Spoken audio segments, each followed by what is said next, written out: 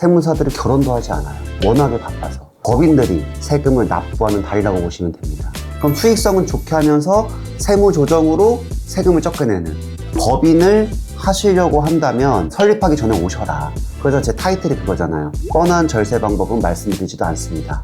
단순히 세금을 적게 내는 게 중요한 게 아니거든요.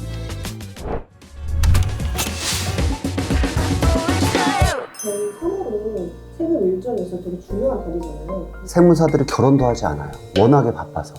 그럼 과연 이게 무슨 달일까? 3월은 그 대망의 법인들이 세금을 납부하는 달이라고 보시면 됩니다. 근데 이제 이런 세금 신고의 기준은 1월 1일부터 12월 31일까지의 손익과 재무상태표를 총 정리해서 세무 조정과 이 회계가 잘 되어 있는지를 그러한 모든 일련의 절차들을 총 망라하여 한 번에 세금 신고를 하는 아주 중요한 달이죠. 본격적으로 들어가기 전에 세무사님이 법인세를 하실 때 가장 중요하게 생각하는 그런 주제들이 몇 가지 있어요? 법인세를 신고하는 거는 회계가 두 가지가 들어가요. 재무회계가 들어가고 세무회계가 들어가거든요. 외감대상, 외감대상은 한 4가지 요건 중에 2가지가 충족되면 돼요. 이제 이거 표를 한번 보시면 될 거고, 그럼 외감대상인 경우는 재무회계의 기준이 되게 중요하다. 재무회계랑 세무회계는 느낌이 좀 다르거든요. 예를 들어서 차량 경비 많이 질문 주시거든요. 자, 제가 2억짜리 차를 샀어요. 그러면 재무회계에서는 4천만 원이 경비 처리가 돼요. 나누기 5를 해서. 근데 세무회계는 800만 원이에요. 같은 차량인데도 경비 처리가 달라지죠. 이런 것들이 세무 조정이 일어나는 거거든요. 그럼 세무 조정을 어떻게 할 건지도 되게 중요한 거고, 아까 다시 말씀드린 외감 대상인 경우는 이게 IFRS 국제회계 기준에 있어요. 그거에 적합하게 기장을 해줘야 돼. 근데 그건 또다시 외부 감사를 받아야 되기 때문에 재무회계가 굉장히 중요할 거고, 외감 이하의 법인들, 대부분이 외감 이하겠죠. 그런 분들은 세무 조정을 어떻게 하는지에 따라서 이 회사가 내년에 대출이 나올 수도 있고 대출이 안 나올 수도 있고 엄청나게 중요한 달이라 보시면 돼요. 이게 법인세가 어떤 기준으로 산출이 되는지. 우리가 공시되는 재무제표에는 손익계산서랑 재무상태표가 있어요. 근데 그 손익계산서의 당기 순이익이 세금의 기준이 아니라는 걸 아셔야 돼요. 간혹 이제 저 같은 세액공제를 많이 적용하는 세무사를 만나면 농어촌 특별세라는 걸 또 내야 돼요. 이런 것들 간과하고서는 세금이 이렇게 줄일 줄 알았는데 농어촌 특별세가 이만큼 나오니까 또 깜짝 놀라시거든요.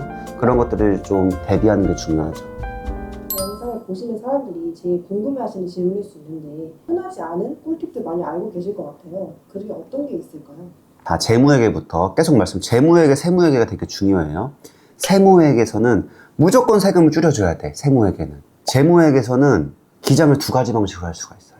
세금을 많이 내게 하는 방법, 혹은 세금을 적게 내는 방법. 어느 누구도 세금을 많이 내고 싶어 하지 않잖아요. 근데 지금처럼 경기가 안 좋을 땐 대출이 많이 필요하단 말이에요. 그러면 회사의 재무제표가 좋아 보여야겠죠. 회사가 재무제표 좋다는 거는 회사가 안정적인지, 활동성은 어떤지, 수익성은 어떤지 이런 지표들을 산정되거든요. 근데 여기서 수익성, 지표만 봤을 때는 수익이 많이 나야 되죠. 그럼 세금이 많이 나온단 말이에요. 그럼 또 이게 좋지 않잖아요. 그럼 수익성은 좋게 하면서 세무 조정으로 세금을 적게 내는 이런 게 좀 컨설팅이거든요. 그래서 일단은 제가 이 결산을 할 때는 꼭 대표님한테 여쭤봐요. 세금을 무조건 적게 내는 게 좋냐, 혹은 투자가 필요하신가요? 대출이 필요하신가요? 혹은 상장까지 생각하시는지. 그거에 따라 기장 처리가 좀 완전 달라진다고 보시면 돼요. 그럼 이제 또 질문을 하시겠죠. 세무 조정은 뭐냐? 조세특례 제한법을 어떻게 활용하는지가 정말 중요해요. 조세특례 제한법은 뭐냐면 우리 백화점 가면 생겼다 없어지는 팝업 스토어 있죠. 이 세법도 생겼다가 없어져요. 그런 것들을 적재적소에 잘 맞추고, 더 중요한 거 사후관리.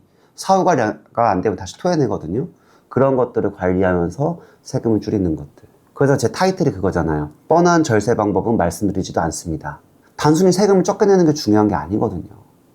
오히려 비용이 더 많이 들어서 적자가 났다면 이런 경우에 법인세 신고를 해야 되는 걸까요? 진짜 중요한 거. 일단은 법인 설립 3년 미만이면 적자가 나면 안 된다. 근데 뭐 적자 나고 싶어 나는 건 아니잖아요. 근데 적자 나게끔 보이게 주면 안 돼요. 아까 말한 기장의 방법을 활용해서 적자가 안 나게끔 만들어줘야 돼요. 왜 그러냐면 초반 법인들은 대출이나 이런 것들을 이미 받은 경우도 있을 거고요. 앞으로 받아야 될 경우도 있을 거고 3개년치 재무제표가 진짜 중요해요. 근데 이거 그냥 적자 나버린다. 그 법인으로 뭔가 하기는 되게 어렵죠. 근데 물론 대출도 없고 뭐 이런 거 다 적자가 났어요. 신고 당연히 해야죠. 신고하고 그 적자를 우리는 이제 세법상 용어로 결손금이라고 해요. 올해 난 결손금을 이월시킬 수 있어. 그럼 2월 결손금 10년까지. 내가 올해 1,000만 원이 손실이 났다. 내년에 1,000만 원이 이득이 났어요. 그 1,000만 원 가지고 올 수 있어요. 그럼 내년에 세금 안 내겠죠. 근데 이렇게 하는 건 정말 1차원적인 절세 방법. 결손을 보여주면 안 돼요. 3년차까지. 이런 절세 꿀팁 중에 좀 오랜 기간 준비를 해야 되는 이 습관을 만들어주는 좋은 방법들이 있을 것 같아요. 법인에 돈이 필요하잖아요. 자본금만 망창 내면 좋은 게 또 아니에요. 법인이 태어나면 법인에 돈이 있어야겠죠. 방법이 두 가지가 있어요. 재무 상태표를 알아야 되거든요. 자산에 1억이 있어요. 이걸 두 가지 방식으로 조달할 수가 있어요. 첫 번째, 자산 1억이 있으면 여기에 자본을 1억 넣어도 돼요. 이걸 자기 자본이라고 해요. 이거의 단점, 이 돈은 못 빼는 거예요. 이제 법에서 준 거니까. 반대로 제가 1억에 자본금 1,000만 원에 부채로 9,000만 원. 부채는 뭐냐? 개인이 법에 돈을 빌려준 거예요. 그럼 부채가 9,000만 원이죠. 그럼 나중에 이 9,000만 원 세금 없이 가지고 올 수 있잖아요.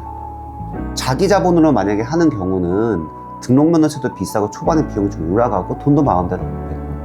근데 이렇게 하는 경우들이 있죠. 내 회사 재무제표 좋게만 내고 싶을 때 투자 받거나 대출 받을 때. 그런 경우가 굳이 아니라면 자본금을 낮추고 가수금, 부채를 올리는 강도도 생각해야 된다. 근데 이거는 초반에 법인 세팅하기 전에 오시는 게 좋아요. 법인 세팅하고 와서 이거 바꾸는 것 자체가 일이거든요. 수수료도 많이 들고. 법인을 하시려고 한다면 설립하기 전에 오셔라. 할 게 얼마나 많은데요. 간혹 이런 거에 제일 안타까운 거. 인터넷 치면은 법인 설립 무료 해주는 데 있어요. 등기도 무료 해주고. 그런데 이렇게 새로 태어난 인격체를 그렇게 미리 상담을 받아보고 한번 하는 게 좋을 것 같아요. 이런 부분에서 많이 잘못 알고 계시거나 오해하는 부분에 대한 그런 사례들이 있을까요? 세무조사에서 가장 오해되는 사례, 대표적인 거. 경정청구에서 세금 환급 받으면 세무조사 나온다. 조특법을 어떻게 활용하냐에 따라서 세금 차이가 많이 날 수 있단 말이에요. 근데 저 같은 사람 딱 봐서 이거 이런 세액공제 받을 수 있었는데 못 받으셨네요. 그 기간이 5년 내에는 제가 봐서 이 세액공제를 다시 신청할 수 있어. 이게 경정청구예요. 어떤 분은 이거 되게 불안해. 애초에 냈으면 안 되는 세금인데 그 800만 원은 잘못 낸 걸 돌려받은 건데 불안해 하거든요. 이유는 세무조사 맞을까 봐. 하지만 이거는 제가 정확히 말씀드리는데 엄연히 부서가 달라요. 오히려 경정청구를 활용할 때 주의할 점은 그 경정청구 하는 사람이 저 같은 세무사인지 혹은 어떤 영업하는 컨설팅 팀이 와서 세무사한테 아웃소싱을 맡기는 건지가 중요해요. 이것도 사후관리가 들어가. 경정청구 심하게 들어갔다가 사후관리 안 받으면 다시 다퉈내거든요. 그래서 오히려 경정청구는 좋은 거다. 적극 활용하셔라. 하지만 누구한테? 세무사한테. 혹시 지금까지 말씀하신 부분 외에 꼭 알아둬야 될 부분이나 이런 걸 딱 마무리로 하시나요? 법인 세울 때 가장 중요한 거는 주주 구성이에요. 법인은 크게 두 가지 나누면 돼요. 운영진, 주인. 운영진의 대표랑 임직원 사내이사 두는 건 중요하지 않다. 이 회사의 주인인 주주를 두는 게 중요해요. 근데 이걸 왜 제가 강조해서 말씀드리냐면 나중에 우리 세금의 끝을 알아야 돼. 법인의 세금의 끝은 뭐냐면 결론적으로는 소득세예요. 법인 중간에 폐업하면 청산소득세가 나올 거고 중간에 내가 사망을 하면은 그 법인의 가치에 대한 상속세가 나올 거거든요. 근데 내가 애초에 주주를 만약에 자녀를 좀 넣었어요. 상속세가 자연스럽게 해결되잖아요. 그리고 만약에 중간에 이걸 알았다. 처음에 액면가 100만 원 시작했는데 회사가 커지니까 가치가 한 1,000만 원이 됐어. 그 주식 어떻게 줘요? 증여세 나오겠죠. 무상으로 주면. 또 팔면 양도세가 나올 거고. 나중에 알면 힘들어지니까 우리 회사를 설립할 때는 물론 처음에 힘들겠지만 잘 될 거잖아요. 등기 내기 전에 오셔서 자본금부터 주주부터 세팅이 싹 들어가 주는 거예요. 지금 이렇게 설명을 들으니까 법인은 진짜 괜찮을 것 같은데 솔직히 이거 돈이 되게 많이 필요하지 않나요? 법인을 세울 때는 자본금 100원도 괜찮아요. 물론 특정 업종은 필요하지만 그 일반적인 업종은 상관이 없어요. 그리고 간혹 이런 게 있어요. 자본금이 1억인데 1억이 내가 잔고증명이 되는데 안 되는 경우가 있어요. 그럼 차라리 이렇게 하세요. 자본금은 한 1,000만 원 하고 면허세도 아끼고 세금도 아끼니까 법인 설립할 때 그 돈이 더 필요하겠죠. 그럼 개인이 어디서 대출을 받든 뭐든 할 거잖아요. 그 돈을 법인이 빌려주는 거예요. 이 부채 9천은 언제든지 빼야도 세금을 안 낼 수 있는 거예요. 그러니까 꼭 너무 자본금에 연연하지 마세요. 자본금 낮게 하고 부채 올리고 자본금이 만약 부족하다. 부채를 자본금으로 증자할 수도 있어요. 여러 가지 방법이 있다. 그러니까 자본금에 너무 연연하지 않으셔도 될 것 같습니다. 이렇게 오늘 법인세 관련해서 이 영상의 전체 요약 같은 느낌으로 간단하게 말씀해 주시면 어떨까요? 법인은 법으로 만든 인격체죠. 우리의 악이라 보시면 돼요. 무턱대고 법인 설립하고 막 키우지 마세요. 법인 세울 때부터 전문가랑 상담해가지고 3년 미만 법인은 어떻게 세팅을 하면 좋고 3년 이상 법인은 어떻게 세팅하면 좋고 10년 이상 어떻게 세팅하면 좋고 우리 아이도 유아기, 청소년기, 성장기 다 올라가 세팅 들어가잖아요. 좀 상담을 받고 뭔가 좀 하셨으면 좋겠어요. 이 영상을 보시는 대표님들은 다 세무사님들이 계시겠지만 당연히 이 세무사님이 잘 챙겨주겠다는 믿음보다는 대표님 더블 체크하는 거예요. 이것도 할 수 있나요? 이것도 할 수 있나요? 그러면 세무사님들도 이 대표님이 많이 알고 계시네. 내가 더 찾아서 해줘야겠지. 제가 이런 콘텐츠들을 많이 찍을 테니까 좋아요와 구독 눌러주시면 감사하겠습니다.